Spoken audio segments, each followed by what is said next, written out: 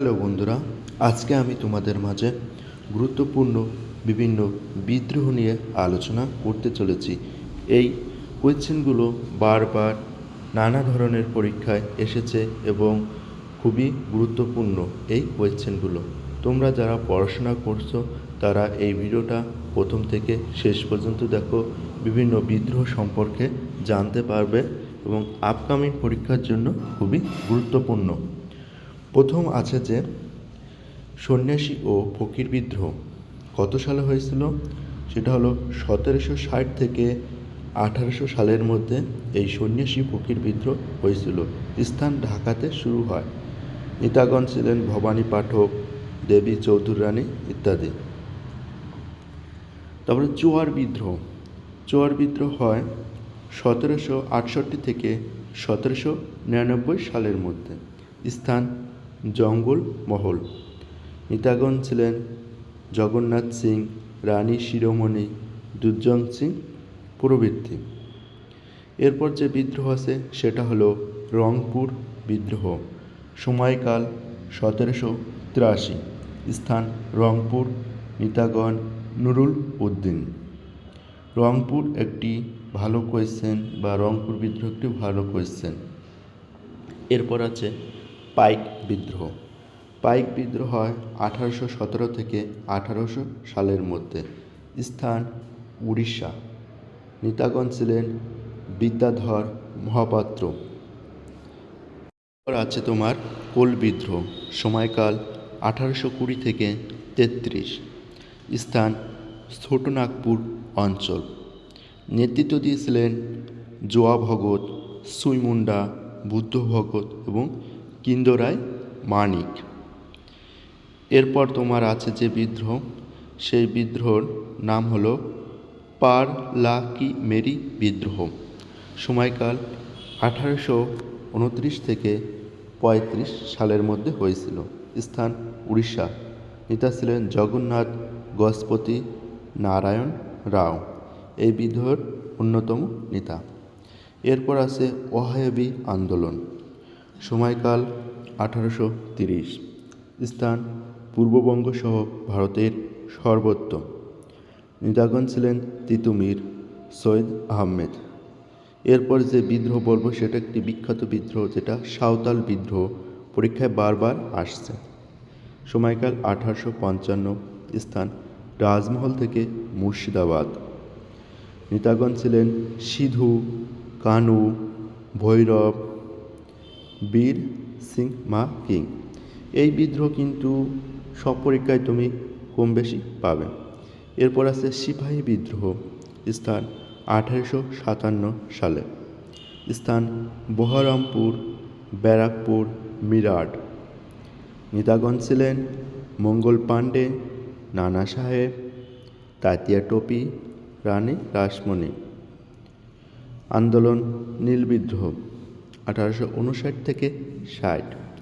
স্থান বারাসাত থেকে নদিয়া, মালদহ, যশোহর, ফরিদপুর, রাজশাহী, পাবনা। নেতাগণ ছিলেন বিষ্ণুচরণ বিশ্বাস, দিগম্বর বিশ্বাস, রফিক মণ্ডল। এই বিদ্রোহের অন্যতম নেতা ছিলেন এরাই। এরপর আছে রামসী বিদ্রোহ। সময়কাল 1879। স্থান মহারাষ্ট্র। নেতাগণ বাসুদেব, বলবন্ত ফাড়কে। এরপর যে বিদ্রোহ সেটা হলো হোম রুল আন্দোলন। সময়কাল 1916 থেকে 17। স্থান কানপুর, মুম্বাই, এলাহাবাদ, বারাণসী, মাদ্রাস। নেতাগণ ছিলেন অ্যানি বেসান্ত, বাল গঙ্গাধর তিলক, এই বিদ্রোহের অন্যতম নেতা। এরপর আছে চম্পারণ সত্যাগ্রহ। সময়কাল 1917। স্থান বিহার। নেতাগণ ছিলেন মহাত্মা গান্ধী। এই বিদ্রোহের অন্যতম নেতা ছিলেন মহাত্মা গান্ধী। এরপর খেদা সত্যাগ্রহ। সময়কাল 1918। স্থান গুজরাট। নেতাগণ মহাত্মা গান্ধী, বল্লভভাই প্যাটেল। এরপর রাওলাট সত্যাগ্রহ, সময়কাল 1919। স্থান ব্রিটিশ শাসনাধীন ভারত।